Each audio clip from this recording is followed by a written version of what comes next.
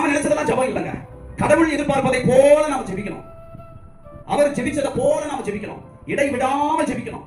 இயேசு காலையில ஜெபிச்சாரு, பகல்ல ஜெபிச்சாரு, இரவெல்லாம் ஜெபிச்சாரு. நமக்கு ஜெபத்துக்கான டெஃபினிஷன் நிறைய உண்டு. ஜெபம்னா என்னன்னா நீங்க சொல்லுவீங்க, ஏதாவது ஒன்று சொல்லுவீங்க. ஆனா இயேசு கிறிஸ்து ஜெப வீரர், நமக்கு ஜெபிக்க சொல்லி கொடுத்தவர். அவரை பொறுத்த வரையிலும் அவர் கொடுக்கிற ஒரு டெஃபினிஷன் நான் உங்களுக்கு சொல்ல போறேன். அந்த டெஃபினிஷன் நீங்க புரிஞ்சுக்கிட்டீங்க அப்படின்னா நீங்களும் நானும் இடைவிடாமல் ஜெபிக்கிறோம் என்று அர்த்தம். Price the Lord. நாம தான் ஜெபம் அப்படின்னா வரையறை வைத்திருக்கிறோம். ஜெபம் அப்படின்னா ஏதோ கஷ்டமானதை நினைக்கிறோம். அது இங்கே ஒரு கான்செப்ட்னு நம்ம நினைக்கிறோம். ஆனா இயேசுவை பொறுத்தவரையில ஜெபம் என்பது உறவு. உறவுதான் ஜெபம். உறவுதான் ஜெபம். ஹல்லேலூயா, ஹல்லேலூயா. நமக்கும் கடவுளுக்கும் இருக்கக்கூடிய அந்த உறவு நிலை தான் ஜெபம். நான் கண்டுபிடிச்ச டெஃபினிஷன் அதான். Praise the lord. உறவு, it is a relationship between me and God. அதான் உறவு நிலை தான்.